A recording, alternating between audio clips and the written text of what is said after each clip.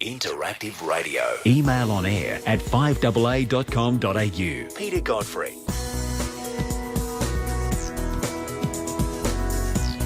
Time is 18 minutes past 5 now. Now, a few more texts with a bit of advice on roads. We've had a heck of a lot of rain overnight. Parts of Grand Junction Road and Port Road, you may need a canoe, is the simple text in regard to that. Another one says, "G'day Peter, this is your early morning road weather report from your truckie mate." It must be Skater, is it? Rain and more rain. Swimming pools everywhere. Watch approaching corners when turning. Some are submerged. Don't speed. Do the right thing and you should be all good. There you go. Thanks for that. But yeah, we're sort of looking at, coming up to nearly 35 millimetres recorded at Adelaide Airport at the moment, and some other big falls, 44 up at Kaipo. So them roads are going to be wet and slippery, so be very cautious. Now, let's head across a lot of water, across to New Zealand. Selwyn Manning from livenews.co.nz. How are you, Selwyn? Yeah, very good, Peter. All this rain, we're going to be floating in your direction, I think, somehow. You might break away, Well, you never know. I think the tide's heading this way, so... Oh, there you go. We'll just hoist up a couple of sails and we'll be there soon. Exactly, yeah. All right, now... fairly old murder investigation restarted, a 19-year-old cold case after a skeleton of a young woman found under some sand dunes. Yes. This is the body has been identified as Jane Furlong, and she went missing way back in 1993. Jane was a sex worker who worked a small part of the K Road, which is quite a notorious red light area, or certainly was back in those days, in Auckland City. She's never really fallen out of the public eye. She was such a tiny young woman, always looked quite vulnerable for those who, would be driving past that area. And of course, when she disappeared, the media coverage was considerable. In recent times, a couple of years ago, Peter, there was a sensing murder program with clairvoyants that re-looked at that case as well. Now, there was huge storms back on just prior to May 19 this year, and pounding the New Zealand west coast. And a woman was, in the early morning of May 19, a woman was walking her dog and noticed what looked like the top of a skull being exposed in the sand dunes in a fairly isolated beach area called Port Waikato, and the police have confirmed yesterday that skeleton, which is intact, was that of Jane Furlong, Peter. Okay. So where does this? So the investigation's been reopened. The discovery of the skeleton, will that help police locate? Do they have confidence of finding the person responsible? They seem to have more confidence now, yes. They haven't confirmed what items were, but they've confirmed that some items had withstood the years being buried with Jane. What those items were, nobody knows. The police are keeping that to themselves. What it does do, though, is rekindle perhaps the memory of many people back to that time once again. Jane's disappearance and clearly her murder occurred immediately prior to her cooperating with police and giving testimony to two significant cases here in New Zealand. And one was the case of Stephen Colley, who was a well-known businessman in New Zealand and Auckland, who was later convicted of rape and assault on several sex workers up to around 1990. Now, there was also another case as well that Jane was scheduled to give testimony to, involving a gang murder, unrelated to the case I just mentioned there.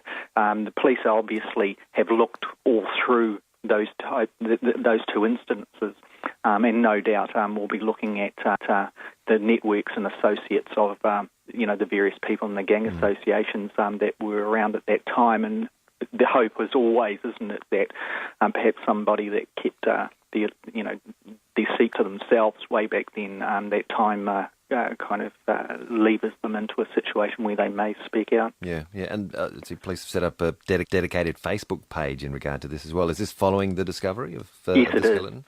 Yes, so and the police every day are trying to actually keep it up into the media's eye once again to get its maximum penetration to the public on this one. There was a lot of coverage last night on all the television news stations. Jane Furlong's name is almost a household name in the sense that she was one of those that went missing at a time where there was a spate of problems and with sex workers, particularly street sex workers in the Auckland red light districts being victimised, and certainly some of her close associates were also. One was found murdered not that long after Jane had disappeared.